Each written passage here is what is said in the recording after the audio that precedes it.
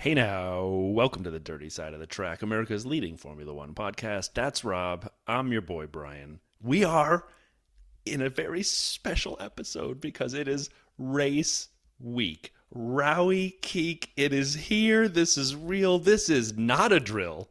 How you doing, Rob?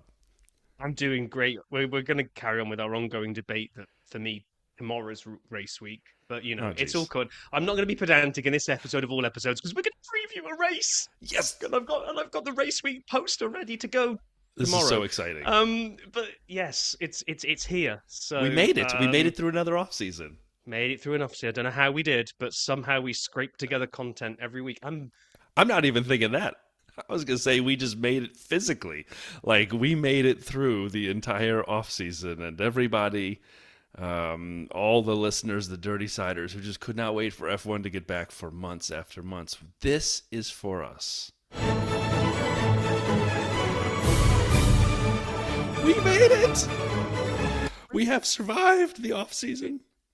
Yeah, okay. I'm not quite gonna join you on that giddy express because we didn't really do anything, did we?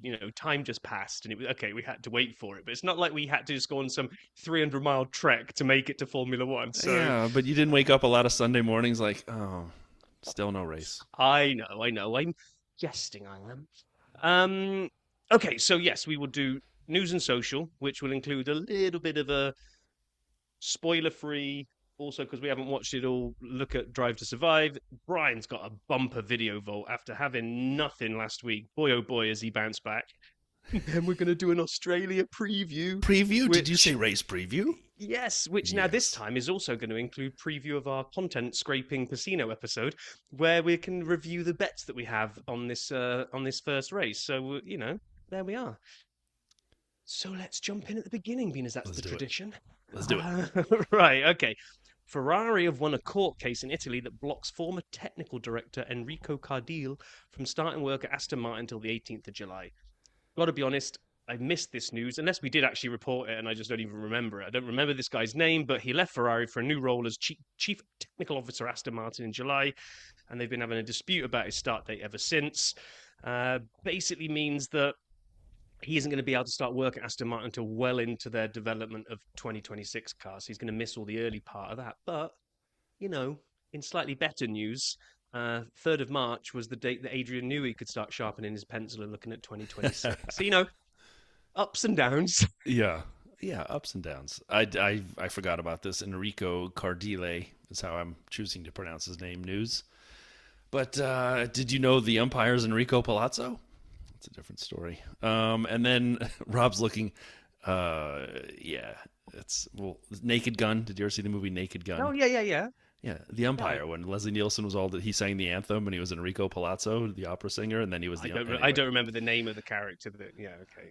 And speaking of not remembering the names of things, the American F1 entry, which was Andretti for a while, and then it was like TG USA, and then it was the this, the that, and it's Cadillac. And Cadillac got formal approval for the 2026 entry, which I think everyone knew they were going to get, but it's now official.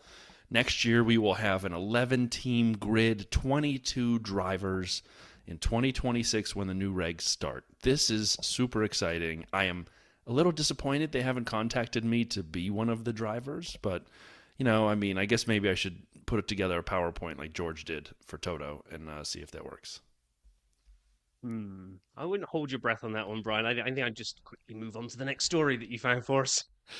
All right, so then we talked about this one a couple times. Bernie Eccleston, who is like 94 years old, which I did not realize, although he's not exactly the greatest guy, so I feel okay saying it looks like he's been microwaved. So Mr. Eccleston, who looks like he's about out of the microwave, is 94 years old and put up this massive 69 car sale. All these cars he's collected, many of them F1 cars, many of them historic F1 cars. Well, it's finally been sold, the entire collection. There are rumors in the British media that values the collection, at least the value of the collection, around 500 million pounds, which is about 650 million bucks. So we don't know exactly what was paid for it, but the purchaser is none other than Dietrich Mateschitz' son, the founder of Red Bull's son, Mark Matt's is shits. So that's a pretty cool way to kind of collect cars. Walk in with a boatload of money and start off with 69 of the most historic F1 cars and other cool cars around. So good for him. Yeah, and I mean, at 94 years old, I'm not, and also with all the money he's got, I don't even know that he needed the money per se. What he actually said, which I quite like, despite the fact that he's been microwaved, um, is that he was really insistent that it go to somebody that was actually going to display them, so they weren't just going to get locked away. Like if somebody Yep. else had offered maybe an extra 25 mil or something, I think he might have even turned it down because he was like, I want these to be seen. I want these to be on display in a museum where folk can come and take a look at them. So apparently, that's what Mark says he's going to do. So, yeah, come I into a mean, museum near you soon. and that is good that he's doing that, and good for Bernie. Bernie has done a lot of good things for F1, so I'm trying to separate the stuff he does off track and things he says to what he's done for the sport I love. But yeah, anyway, moving on. As Rob kind of hinted, it is Drive to Survive weekend, and I'm assuming everybody has, yes. Oh, well, I was going to say, which, if you're a newsletter subscriber, you got all 10 episodes previewed in last week's newsletter. So Well, if you're technically, not a all 10 newsletter were previewed in one of our earlier episodes. shush. No, no, no, no, no, no. I took. I know, the No, we real didn't ones, know. I know. Yes. Oh, jeez. Right, can we hang up and start again? Because I'm not liking the cut of your jib today. So it actually drops Friday. It is Oh Sunday my as God! we Stop! record this. I'm trying to do a plug for the newsletter, Brian, and you're doing nothing here. You just, oh my God. Keep it going. Fine. Brian doesn't know. There's a link at the bottom of the show notes. Click on it if you want. Okay, back to you, Brian. It's a great newsletter. I thought the newsletter plug had finished. Drive to Survive dropped, as per the Yes. newsletter. And As mentioned in the fabulous newsletter, more to come. yeah, okay, yeah, Newsletter yeah, at 11. It's gone now, Brian. Your moment to support me is gone. So, no, Rob's it's all 3 good. episodes in. I'm 1 episode in. Yeah, And without spoiling it, because we know a lot of you are, savoring DTS and waiting to watch and haven't gotten there yet, so we don't want to spoil anything. And since I've only seen one, I can't really do much spoiling. I liked the first one enough. It felt like it belabored a couple of the storylines a bit, but it was a little difficult to watch. I watched it with my parents. I went to visit them, and the number of questions throughout the episode. Who's that? That's George Russell. Where does he? Is he a driver? Who's Oh, that? no. That's Toto Wolff. Is he a driver? No, he's a team principal. What's that? And so by the time the episode ended, we'd spent 3 hours watching the 45 minutes because I had to keep pausing it and explaining the characters, which is great. I'm So happy my parents enjoyed it. Yeah, I'm glad as well. So I'm 3 episodes in, and I will be brutally honest and say I will only watch the other 7 because I feel compelled to as a co-host of this pokey little pod, and I should have a view on it because Wow. we discussed a while back that at one point the pendulum swung too far in Fantasyland, made up things where clips of race action from different races got, or even side conversations got cropped out of context and packaged together to make this fictional world of Formula One that didn't exist. And we were like, no, stop doing this. And then it swung back the other way, and we had a couple of seasons in a row where, hey, pinch of salt, we know they got to put the drama. I'm okay with that. But mainly, it was drama wrapped around things that actually happened and with no extra agenda. I'm 3 episodes in, and I'm just wanting to punch the screen every time some wrong thing comes. Will Buxton. Yeah. I want to believe that Will Buxton doesn't believe a lot of the things he's saying, but they give him a really nice paycheck to say those things. Because there's one in the McLaren, which is it's just 100% wrong what he says, and he says it with a straight face. They're overbuilding up the whole.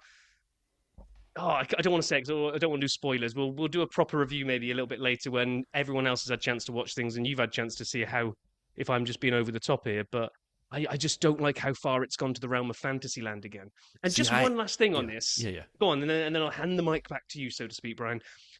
I saw something online where somebody said, F1 fans, stop getting all upset at Drive to Survive. It's not for you. It's for new eyeballs to get new people into the sport and get them interested in it.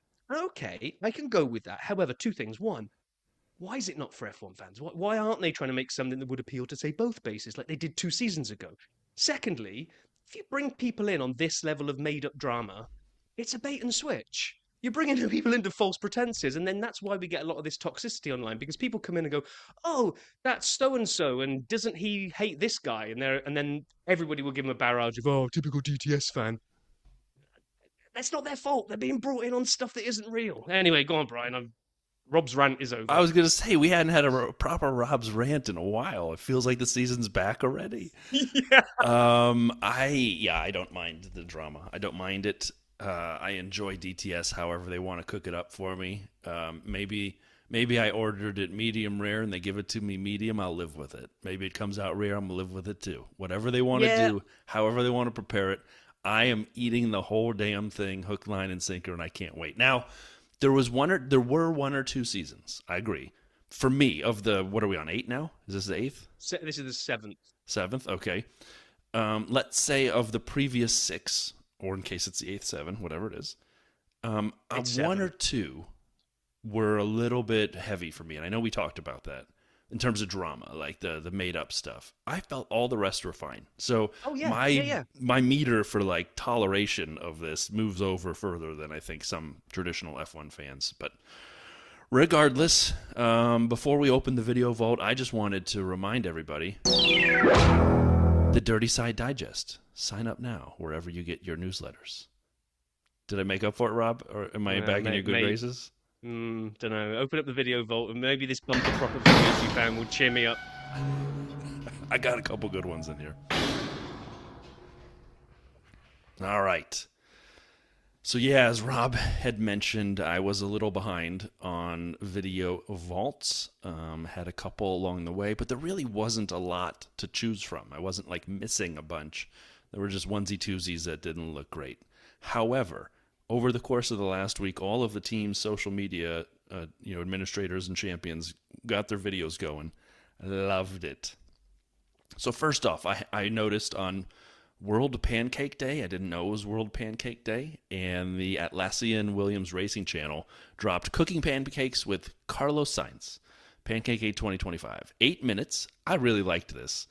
But you kind of have to want it. You kind of have to want to watch Carlos cooking, someone cooking. Something has to be in that milieu for you to want to tune into this one. Otherwise, it won't be yours. And so I'm watching this, and Carlos is laughing because he was bragging about his fluffy pancakes, and they came out like crepes, or crepes, as I think I should say them. But regardless, he said, "Oh, it's all right. We'll make crepes." Okay, good for you, Carlos. I then, as I turned that video off, 3 hours later, and right as I was moving along, making pancakes with Lando on the McLaren channel came out. Well, all right. So this is back in the day because I think they made them jointly when they were Carlando. But they're releasing videos like 10 minutes apart. This one's only 4 minutes long, so it's half as long. And once again, Lando makes crepes. He couldn't get them to get fluffy either. Does anyone know the secret to fluffy pancakes? Because apparently no one in the paddock does. Anyway, it was fun to watch both of them. If either one of those strike your fancy, you'll like both. And then a couple that I want to highlight quickly before I pause and get into the great stuff. There was a Martin Brundle, Ted Kravitz, and Naomi Schiff preview of the new F1 season on Sky Sports F1. 19 minutes. This is good. I do recommend if you want to watch. It is a nice way to kind of get prepared for the season. But just know it's 3 separate segments filmed individually and then pasted together. And they run the same Drive to Survive commercial in a couple of them. And so it's like, I just saw this. And they act like it's the first time you've seen it because they're separate segments pasted together. But regardless, it was fun, and it got my juices going for the season. And then on the Lando Norris channel proper, how I prepare for an F1 season. It's nearly 9 minutes. It's pretty good. I know it's double Lando, but it's rare that the drivers put out their own videos. This was a good one. And you see how he tests and train. And there's a couple memes that came from this, so feel free to check it out. I know there were others. Mercedes had a second George and Kimi video. Haas just dropped an Estie Ollie video. Rob, you want to talk about a couple of them that you have as well? And then I'll close with 2 special ones. Oh yeah, sure. So, um, one of them has to go. Well, not one of them. What am I talking about? The credit has to go to Lee from the Discord for finding the Alpine Deadpool parody, or actually, no, you can say parody, can't you? It's the one with the T That's that the you one I say can is do. parody. Yeah, okay, you can That's all say I got. parody. Yeah, okay. So, it's an Instagram video, Instagram reel, as the youth say. Um, we'll link it as well with the rest of these because this is just brilliant.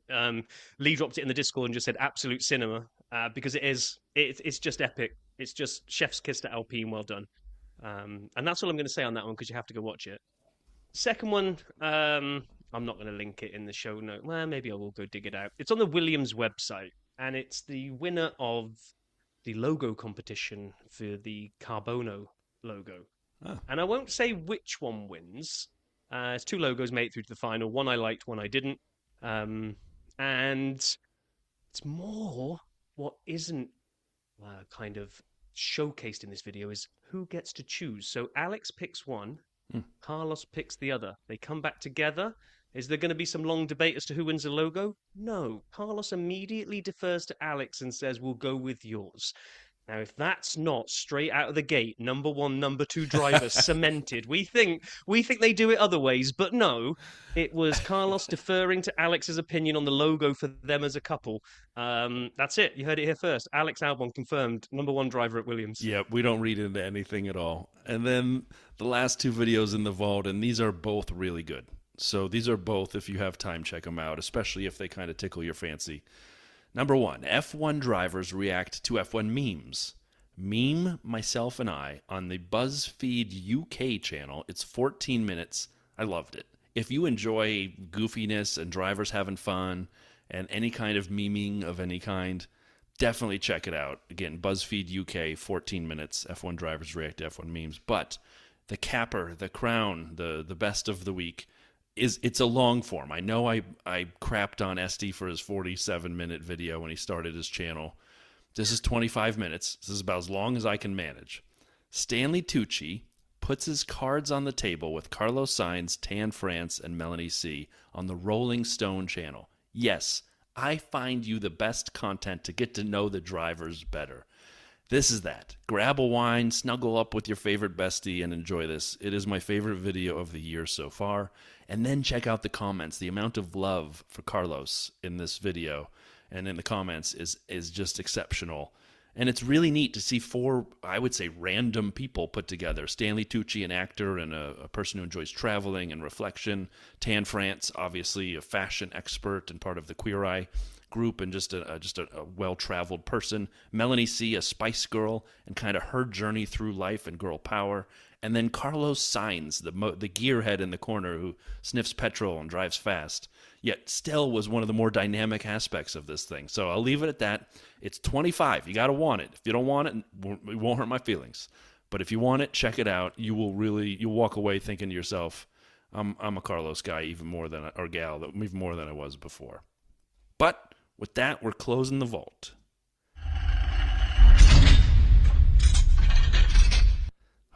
Whew, that was a longer vault than normal. Sorry about that. Well, that's okay. That's okay. Oh, well, that's it. We've kind of done the news and social. We've done the video vault. What else is there, Brian? Rowie Keek. Yes, it is. Yes. The preview of the start of the 2025 season.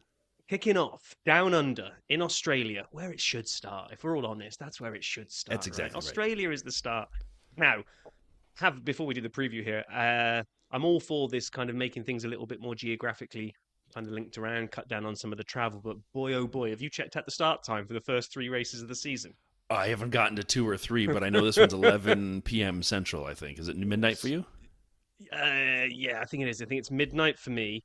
And then, so we go Australia, where it's midnight for me. Then we go to China, where it's 3 a.m. for me, 2 a.m. for you. Then we go to Japan, where it's 1 a.m. for me, midnight for you. I mean, that is 3... What? China 3 is races. A 2 a.m. start? And then Japan is midnight? Yeah. Then Bahrain's a morning one, so like it's 11 a.m., I think. So, we just get... Yeah, it's going to be brutal. Or is that 11 p.m.? I'm not even sure. I didn't even look at Bahrain, actually. No, Bahrain is a.m. It's 11 a.m. So then we're back to late morning. Then we're back in, midday. So and we're gonna Miami's not long after that. So we just got to make it through the first. 11 I can do. 11, I'm lucky. 11 Central p.m. That's not terrible. Maybe I'll get some friends over to help me stay awake, watch the thing. But midnight's not too bad. Yeah. China's going to be the brutal one. China, like that's a record it and watch it the next day situation, I think. Oh, look at you. How can you watch these races live? We've been waiting the whole off season and you're already going to watch it on repeat. 2 a.m. Anyway, 3 a.m. for me. That's almost morning. I mean, you're done I at know. 5, like the day starts 2 a.m. I'm done at 3:45. It's still the middle of the night. Right. Anyway, that's way All right, ahead. We've moving got on. Yep, we're Australia fine. first. We can man up. We're good. So we are now. What do we? Can't even remember. We started this pod 2021, right? Yeah, last race, Abu Dhabi, Okay, 2021 was our yeah, first I episode. think we literally kind of just squeaked into 2021. We did 2 episodes, I think, almost. In all that time, we've constantly referred to the fact of non-championship races, and we keep swearing we're going to find out what they are one day. We still We haven't, so have. I'm We've looking at not. this opening. No, I'm looking at this opening line here. The Australian Grand Prix has been held since 1928, but obviously lots of those were non-F1 before that started in 1950, and since then, lots of non-F1 championship races, which we don't understand and are still so lazy we haven't looked into. Um, it's been Keeping it real. Keeping it real, yeah. It bounced around a whole bunch of different tracks and locations, and then Adelaide was from 1985 to 1995, and it's been at Albert Park, Melbourne since 1996. So this is a pretty well established, hasn't bounced around.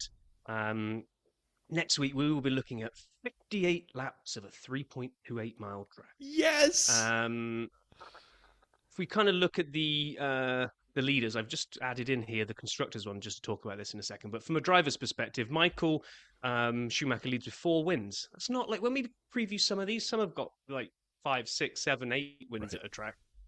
So 4, respectable. But yeah, Jenson Button and Seb have got 3, and from the current crop, and this hurt me that putting this two together this year, Brian. Tell you why in a second. Lewis has got 2, and then you've got Max, Carlo, Fernando, and Charles have each got 1 each. Had to delete somebody off that list. You had to delete Valtteri. Yes, Yeah, he's because not Valtteri current. had one of the He's most not. dominating performances Yes, ever in Australia. It took me a second to think who you deleted off the list, but yeah, Valtteri no longer on the I had grid. to. I was thinking No Checo long. at first. I'm like, did Checo ever? No, it's Valtteri. He kicked It's some serious Valtteri. butt down under. I know. And when I copied it in the stats from last year to refresh them, I'd got like wins across the current crop. I was like, oh yeah, Carlo won it last year, so I better add him in. And then I saw Valtteri's name, and I hovered over the delete button and thought, maybe we'll keep him in. But I can't. He's not a current driver, so he had to get deleted. Um, It was honestly though one of the most dominating wins in F1. Like if you the top 15 most dominating wins, that has to be in there. Just kicked butt. He lapped almost everybody, and there was like just yeah. one or two people within shouting distance of him at the finish line, and it was Lewis and Max. And then the Ferraris were a minute back, and then it was like see you later, alligators for everybody else. It's insane, Yeah. absolutely insane. So yeah, that hurt to remove him off there. Um, it's a track that, well, I wouldn't even say it favors pole. 40% of the winners from pole. I mean, that's a kind of, if you get pole, you've got a almost half chance of converting it, but actually that means it's open for a hell of a lot of other people. It So is. pole isn't king here. So No, no. The good news is um, it's not king, and as Rob's kind of saying, of the top 4 starting spots, that's where 88% of the winners come. So you basically have to be kind of sniffing the podium position as at the grid, and then you have a chance to actually find it at the end, especially the top step. I have a question for you about this track before we get into constructors. I don't have a problem with Albert Park. I like Melbourne. Like I think it's a fine track. I've never hated it. I don't know if I really love it, but I'm good with it starting the season. It feels like the way the season should start. That yeah. said, is it a street track or is it a purpose-built track? Because we both know it's not a purpose-built track, and it's a park. Isn't It's it? kind of like I was going Canada. to say How do you lump Canada. it with Yeah, Canada? Where does this fall? It's like its own thing. I think it is. I think Canada and Australia are kind of in that third bucket of, well, it's not a purpose-built track. It's not streets where it's open to public Right. cars all year. It's in a park. But they have like runoff zones and things that they've built in the park that are there. You know what I mean? Like so, it's a good hybrid because it has things street circuits don't have, but it's not a purpose-built track being used year round. Yeah, that is very true. Very true. All right. Anyway, Um, sorry. no, and one of the things that I like to look back on now that we have this database of our previous thoughts, because when we first started, we didn't have clue if either of us like races or what was going to happen. It's always good to look back over the reviews that we've done. And I'm just going to say that Australia must just be middle of the road. Okay, because I've gone back over all the races that we've reviewed, looked at our previous notes, and not in any of them is O'Brien going, time Lol. for a snooze. Yeah, lol, time for a snooze. But also, there's not any, oh my God, I can't believe what I'm watching. So there's no Brian snooze, or lulls. There's none of me going, oh my gosh, please can this end? How are we going to talk about this on the pod? Yeah, I think But since there's we've been talking no about it, it's kind of huge. a middle thing. And Yeah. I think last season brought us two very important things, if I remember my years correctly. One, it was the break of Max's domination because he won. Red Bull won every race bar one in 23. In 24, he won the first two, and then we went to Melbourne, and his brakes exploded, and Carlos won off his appendicitis. So that was like a very important thing for the rest of the world to see. Even those brakes, there was a way Max could not win, right? And that was Yes. exciting. The second part was was it 24 when George flipped over in the gravel and he saw I mean, Fernando are going you just slowly? jumping ahead to last year's race review? I mean, just No. do it now, Brian. Why don't you?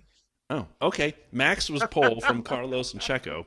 Max led away from the race, but got overtaken by Sainz on lap two with brake issues, which I said already. The podium was Carlos, Charles, and Lando. And yes, this was the season. It was the race. Sorry, I didn't see that down there. Where Russell crashed. He was, and if I remember, it was a big deal because Fernando was accused of going slowly, and it's that Correct. gravel. I don't know the corner number anymore. I forgot, but it's when you come around, it's not quite blind, but it's close. And all of a sudden, he sees Fernando. I don't want to say tootling, but slowing, and in the right in the middle. And George bails, locks up, goes into the gravel, comes out, flips on his side, and is That's right in right. the line of fire to all the oncoming traffic. Who again, really, it's pseudo blind, and so he's yelling for red flag, knowing he's just hanging out there like a pinata. So I was happy he was fine. Yeah, So I'll give you the end of that storytelling, but the bit that you said, which was the bit that he was saying on the radio, "Oh, I came around the corner, it's blind," and then Fernando was just right there, and I locked up. Don't you remember then that a lot of the replays when they started looking at, were going, "Oh, this is maybe just another George error because it's not that blind, and it right. wasn't that he had no time to react. He came around the corner, Fernando was there, he had." Plenty, in inverted commas, for you and I being the top level Formula One drivers that we are. He had plenty of reaction time to be able to go left or right, but just seemed to be, for some reason, caught cold by it. And what started off as being a big, oh my gosh, let's have a look at Fernando, and they looked at his telemetry and they looked at everything else. I think it kind of settled almost into being a bit more of a Russell error Yeah. than anything else. But yeah, I mean, it was scary as hell, wasn't it, when he was upside down? Yes. And it was like pleading for a red And flag. And didn't it take them forever to drop it? forever, forever, and that's why I said pseudo blind corner because it's not. It's not like you come around and you're upon them, but there's not much preview time, if you will. Like by the time you could actually see that gravel area in that corner, there ain't a lot of time to do something. And George, obviously, to the point you made, may have locked up and abandoned ship and went into the gravel and caused all that, as opposed to being able to slow down. But we've seen a lot of people have accidents at that corner. I think Albon the year prior went in there and came out. We've had a lot of accidents at Australia a couple years ago. We had just carnage over and over. Didn't we have like 4 red flags? And at the end, we had the Alpine guys hitting each other in their first season Yeah. together and took each other out. It was a crazy race a few years ago. So let's hope for maybe a little better on track racing and a little less shenanigans. But whatever, we'll see what's what. Yeah, yeah. So just going back to where we were before you fast forwarded us to last year's review. I Look at wanted me to. messing it up already. Well, that's fine. You're rogue, and we love you for it. I was looking at the constructors that have won here, and it's kind of the usual suspects, right? It's Ferrari, McLaren, and Williams kind of dominate. Well, actually, Ferrari and McLaren dominate, and then it's a bit of a drop back to Williams. But this is what I love looking at these, where so you've got Ferrari on. Actually, I think McLaren are top because I've got to try and take out the pink fading here for the ones that are not Formula One championship races. So I think McLaren are on 11. Oh, and so Ferrari, if I take those three off. So you've got Ferrari, McLaren, 11 each. You've got Williams at 5. And then it's like you've got Cooper Bugatti, MG, Lola, Raid, which aren't they're not Formula One races because they're all pinked out, but it's just like the heritage of how long this has been here and all these different teams that don't even exist anymore. Then you got Mercedes in there with four, and then again you got Talbot, Maserati, Brabham, McRae, like again non F1 races, which we'll have to look into this one day, Brian. But it's just such a spectrum, and then right down the bottom you got Red Bull with two. This isn't a track. This isn't a happy hunting ground for Red Bull. No. Um, it's been there, like we said, what did we say? Since 1990, whatever, 96 Melbourne. So ever since Red Bull have come onto the scene, they've raced here and yeah, converted twice. I think that's I don't understand why, but then it gives me that hope of even if Red Bull have done well over the break, think we might have a spicy first one. So I hope so. I know I we'll hope so. do our Agreed. official midweek podium predictions, but let's cheat a little bit and just start. It's the first race of the season. I think we need to have a little look ahead here and then recap our casino games that we've got as well. But as you go into this opening race, and for all the testing we saw and for what that's worth, what's the Brian gut feel telling you is going to be either the driver or the constructor that's going to win this? Where are you feeling right now? I mean, I'm torn really hard between two things. One is, if you remember, Australia is always early, and McLaren always brings these upgrades. And 2 years ago, their car was total garbage, when they started the season, and they knew that. I think in the first race, I think it was at Bahrain, Lando had to fill up like the hydro air like 6 times so that he could even finish. But then they brought the upgrades in Austria for him and then Oscar later, and that car became a rocket ship. And similarly, last year, it was good out of the gate, but it wasn't as good, right? When they brought the upgrades, they caught up to Red Bull. Lando wins in Miami, race 5. Like, that thing really turned around. So we haven't seen like a good McLaren, if you will, of recent vintage. And I don't know what to do with that early season track bad version of McLaren. I do not put Max and Red Bull. I can't trust the car till I see that it's better, that it's really better. Because Max is amazing. I mean, he'll turn it on. I don't trust Mercedes yet until we figure out if they know what the heck the car's doing. So for me, it's kind of like a pick 3 drivers, and unfortunately Oscar's not one of them. Again, I know he's great, but for me, as I look ahead, my internal monologue is Charles or Lando with a very close runner-up to possibly Lewis. So those 3 I'm sort of debating, and Oscar's right behind Lewis. But if I had to guess, I'm picking McLaren and Ferrari. For all we know, it's going to be Carlos and Alex in the Williams up top. We don't. What do you? Where's your heart and head kind of going at this point? I mean, heart is saying a Ferrari one too, but no. Head. I don't know. I look at last year, and it's difficult because Max. I mean, do you remember when he came into the pit lane and the brake just like a shotgun just blew out the side of the rear drum? So you look at last year and you're like, well, Max put it on pole, and then we ended up with a Ferrari 1-2. Sainz and Charles and Lando brought it home to make the podium. So you're like, well, very similar to what you're saying. You've got our McLaren as the constructors champions going to be able to roll that car over into this year with a few little tweaks here and there, and carry on. Dominance is a strong word because although they won the title, I wouldn't say they dominated because we had a lot of the will they, won't they, will they catch Red Bull, our Ferrari in the game. So it wasn't like a Red Bull domination, but they're obviously the champions.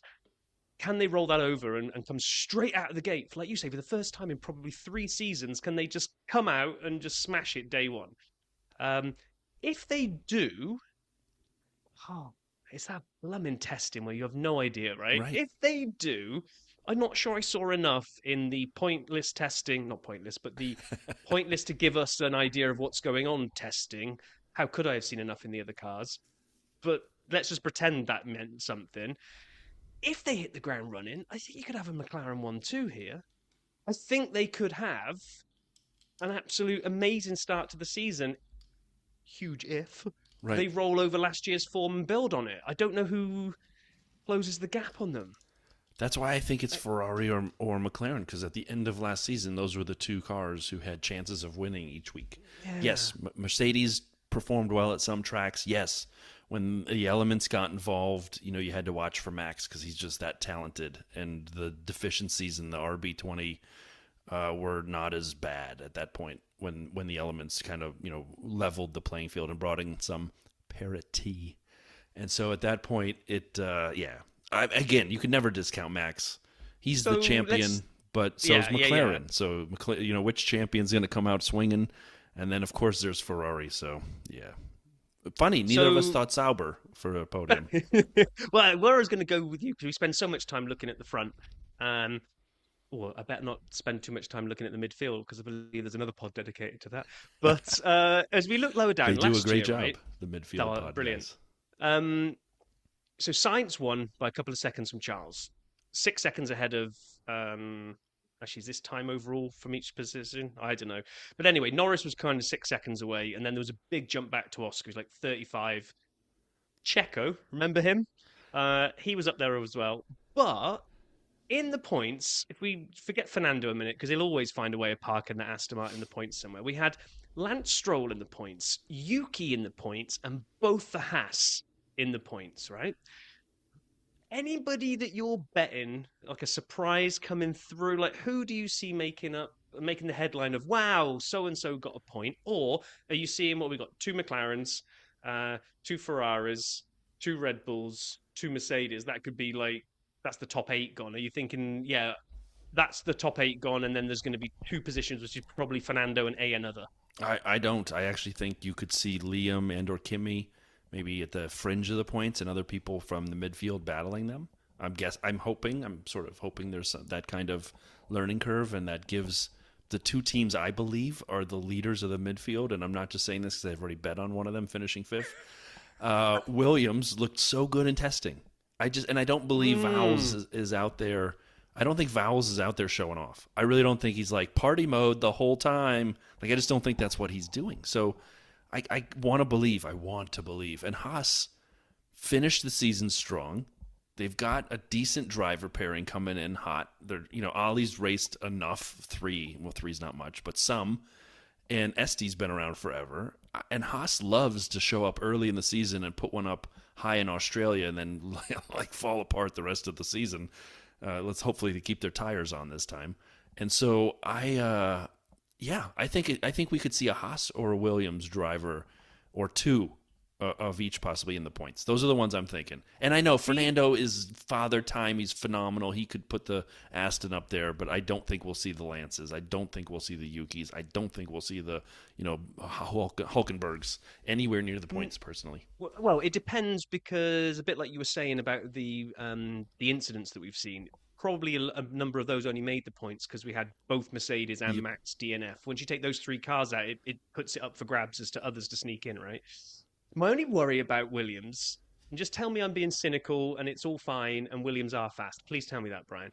But my worry is they went a little bit higher up on the engine mode in testing because they've just brought this big new fancy sponsor in Atlassian in, and they were like, well, let's give them some good PR. Let's turn the wick up a little bit, put some hot testing laps in and get our picture everywhere. Oh, Williams looks fast, just to keep the Atlassian. I don't think that's true, Rob. I forgot exactly how you wanted me to phrase it, but I think you're fine. I think they'll be great. Because I just don't think Vowles is a eat dessert for the main meal kind of guy. I think he's about eating the vegetables and eating the roughage, and you eat, and then you get to the main course and you have your meal. And he's not, doing dessert for dinner. And that's what party mode is. We got a new sponsor. Let's do dessert for dinner. Everyone thinks we're phenomenal, and all we did was eat cake. No, he's last year they stunk because he was redoing that car and the sort of approach to it. They did that. That's them eating their veggies. So we'll see if it worked. I'm not really sure I followed much of any of that, but I think what you're saying is Williams is going to be all right. And are you thinking battling for the points? A smorgasbord. Lots of food. Lunch and dinner. Buffets. No, I do think, like I said, I think you'll see a Williams and or a Haas, if not a couple, in the points. So those are the teams I'm watching to put someone in the points and people get excited about it. Okay. You? Well, I mean, do you think Fernando's going to be in the points? Yes, I think the Aston Martin is always better than the rest, but not as good as the leaders. So unless they have one of those seasons where they've come up with some phenomenal upgrade where they can do really well for the first few races before everyone catches them, like they did a few years back, I think they just got a middle of the road car with a phenomenal driver in it, which means that outside those top four teams, that's two-point paying positions that are up Yep. for grabs. I always think Fernando's going to park his car in one of those two, and Fair point. maybe, like you say, scrap ahead of maybe a Liam or a Kimi. So, yeah, I can see old Father Time bagging some points this week. But what we do have to turn our attention to is that we have our casino games Yes. coming up. So, the first one we had was our game of roulette, where we spun the wheel. The ball stopped in number 4, which means we had to say who was going to finish fourth. So you have Lewis finishing fourth, and I've I got like that. I'm good with that. Well, and I've got Oscar finishing fourth. And we Yeah, did that's this a good. while back, and I'm looking Yeah. at that and thinking, yeah, I think both of us are in a This shout was long of, before testing. We hadn't seen liveries. Not yeah. that matters, but we hadn't. This was a while ago. These are both good predictions. I don't think there's anything too outlandish there. I think we've done. We're obviously both going to be wrong, but it's fine. And then we had the And then, blackjack game, right? That was where we had to get 21 points out of the drivers, yes, where we needed them, the drivers you picked, the points they scored to equal 21 or less. Obviously, you can't bust, you can't go over. So you don't want the winner, and you don't want the winner and someone else who did well, or you don't want second and someone else who did well, and so forth. I ended up with George and Liam, and Liam is a wild card. So like that, there's a lot of variability in my second pick there. Obviously, some with George too, but I was kind of going for that solid 7th, 8th kind of situation where I was trying to get there closely. And you went a little more extreme, high and low, I think, trying to get there. yeah, and I could go bust if Charles and Ferrari really bring it. Let's just say he wins it, I'm toast. Yeah. So I went for Charles and Fernando because, like I just said, I see Fernando parking his car at the bottom end of the points, 8th, 9th, or 10th. Charles to get it not too high for me. What do I need? I need him to come second and get 18 points, and then like Fernando to park it down the bottom somewhere. And I'm gonna hit blackjack, baby. There you go. There you go. Then we did, you'll have to do the last game because I forgot how that one worked. Then we did slot machines. Where does Duhan finish? Duhan. At the time, they'd mistyped his name everywhere. And this was one of my favorite games because once the first person picked, the second person could get all the rest higher or lower, right? It's basically they then own the rest. I don't know who went first here. I'm assuming it was me or you. You did. I don't know. You went I don't know. 14? I think Yeah. you went 14, and I said, thank you, and I'll take 15 and everything above. So you know what? The Alpine may not be as bad as I was hoping it would be, and Doohan may be a better driver than I thought. I still feel pretty good, though. Like, I have 15 through 20. I'll take it every day of the week Right. at this point. Yeah, I got the 1 through 14. So yeah, 1 we'll through see. 14. You mean you have 14, 13, and potentially 12, because it ain't going to be higher than that. I don't know. I just don't know. Do you know what? For all the everyone out there saying that he's going to lose his seat because he's rubbish and I don't know Colapinto's about going to that, take it but, and he might. yeah. Well, no, but the way the narrative is being done is like Duhan's a dead man walking because Colapinto isn't this mercurial god that won every single race when he came in. So No.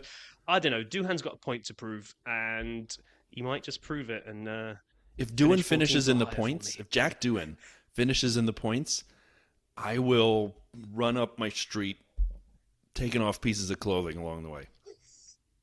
Please don't do that. And if you do, don't film it. We don't need Well, to I'm see it. definitely not filming it. And then the last one was 3-card poker.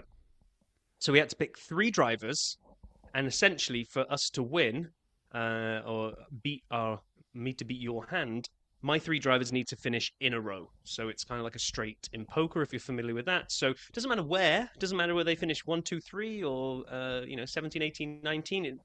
Just got to have those 3 cars all daisy chained. So what we did was I picked Carlos, Alex, and Fernando. Doesn't matter which order they finish in, but we get better hands if I do nail it and they finish in that order that I've said. Then I get a straight flush, and I'm just amazing. You've gone for Max, Lando, Charles, which is also another good pick as well. So they can come in any Max order. Charles, first? Lando, Max. You Yeah. pick Max first, yeah. So you've That got may be a Max, mistake Lando, given what we saw in Charles. testing. But I like those 3. I like the fact that they Yeah, could I be think it's a together. good 3. Yeah. Yes, and I like, you were bigging up Williams that they're on their way back up. So if Fernando's in the bottom end of the points and the Williams are doing well, I'm okay with that three as well. Yeah. I just think I might have messed it up because I'm worried another team like a Haas or an Alpine get in between Williams and Aston. So mine might not be the best hand, but you played first on this one, I think, and you did a quality job on those three. So No, yeah, we it'd will be see. interesting. And then we'll also do our first full season of midweek predictions. Even if we're both traveling or what have you, and we don't get to do the videos, we're still going to make them. We'll track them, and that's also going to form part of the Rob versus Brian. So yeah, I can't wait. I'm can't excited. wait. I am on the road this week, so I just got back from a trip today, and I'm heading back out tomorrow. And I will find time Wednesday night to make sure I get you my predictions. We got to keep, so everyone knows, we keep to Wednesday evening American times. We may not publish till Thursday because sometimes I'm a little late getting Rob my cut of the video, and he's our editor. But our picks are always done on Wednesday here in the Always done States. before a wheel has turned in Yes, practice. So we've got no clue as to how the cars are going to be performing. So it was good fun last year, but this year because we're too ridiculously competitive with each other, we're going to track it and score it. So last good, year was a warm up. good. This year I'm we're looking going head forward to to it. head. Can we? Can I? Now, Can I ask a question? yeah, How are we scoring that? Just number of people. Like, is there a? If you get someone on the podium, and you say they'll be on the podium, is that like a point? But if you pick the spot correctly, is it a second point? And if you get all it was. three in the right order, is it a third point? Oh, I hadn't thought about nailing all three. What we'd said was Because at I the time believe when I'm we the only did it person of the two of us who's was. ever nailed all three in order. Oh, there it is. I knew it. Look at me. Oh my gosh. Surprised you're not really reaching all the way back to when you predicted Max's Grand Slam because you dined out on that for a long Thanks time. for mentioning it for me. No, what we said when we pulled this together was single point for getting a driver that finished on the podium, but you got them in the wrong spot. 3 points for nailing the position they finished in. There was no. Oh. We can give a bonus. When we give a bonus point for nailing the whole podium, that would give you 10. So you'd get three, three, and three for getting them all right. And Well, I guess I would say why go three? It's just like we should maybe just a second point if you get the position. no, come on, go big or go home. It's like this is why You get a English couple Premier right League. ones, and all of a sudden you're done for the season. Then, Huh? Why done like for the it's season? so you get lucky at once, and then like it's very non-reflective of the rest of your performance potentially. What it will really do is just reward you when you're right, All meaning right. that your predictions were good. I mean, I feel like I'll be more consistently solid, and you'll get lucky every so often and keep yourself in there because that's how you work. The sun shines on Vale's ass every so often. I don't think so. Not in fantasy, which is a good segue to the next point. This is a public service announcement calling F1.com, calling F1.com. We are Please, running can out you of get your time. behind into gear and actually publish the game for this year? Sick and tired of going to the website and seeing the 2024 recap. We are in, we're about to start race week, so get your act together, F1.com. Just checked And again now while we're recording, just in case it had dropped, like now. has No, it? no, it's still 24 wrap up. So that Yes, this is means, again, for everybody listening, please join. Even if you're not a fantasy expert, is a fun way to stay engaged with each race, with the season, with the dirty side as a whole. And you never know, if you get lucky, the leader at the summer break gets a t-shirt, and the winner for the whole season gets a t-shirt. And if the winner is the same as the leader from summer break, the second position pays out a t-shirt. We do not send two t-shirts to the same person. And we've not had that problem, but I'm just, enunciating the rules a little clearer because I plan on winning both the first half and the overall this season, especially since Fantasy Hub Rob, our brother, he gave us an idea of how to build budget. And I read Fantasy HQ Adam. I read his article from a year ago about budget building. I am all about building budget this season. I am Bob, the budget builder. Here I go. Watch me build. I cannot wait because at the end of the year, I want to have everybody who's good, and I want to annoy the crap out of you with an extra $10 million budget. Go, oh, do I have to pick a Carlos again, or is it my third driver? And you'll be like stuck with Sauber guys. I love your confidence for a man that really didn't do too well last year and even allowed me to almost catch you. Yeah, that's true. That is. So, yeah, that'll be it. We will wrap this episode up, and the next time we record, we will be reviewing a race. We will be Yes. looking at how practice went. We will be looking at quali. We will be talking about races. I can't wait. I'm Um, so excited for Saturday at 11 p.m. Central Standard Time. yeah, I can't wait for midnight. I'm going to be up. It's midnight's not that That's not bad. that Maybe now that I'm old now, I might need a little tactical nap before the race, but that will see me through. Just need it to be a good, clean race, not one of these ones that has like No. some red flag that takes No, we 45 cannot minutes. extend this thing to 4 hours and like, well, we're gonna have to cut the laps or run out of time. If that happens, that'd be bad. That's the only thing. You're right. That's the only thing we cannot have is multiple extensions to the race time. Anyway, it is race week. We are so excited. Everybody is with us and is ready for the season. We've made it through the off season, and as Rob said, sign up for the Dirty Side Digest. Please join us in fantasy. It'll be on all of our socials once it drops. Save one of your 3 teams to join the Dirty Side League. And we'll put it on our website eventually, too, in case you need to find it there. We are so excited to talk to you in 1 week's time with, as Rob said, a race recap coming up next week. Be well, everybody. Be safe. Take care. Talk to you soon.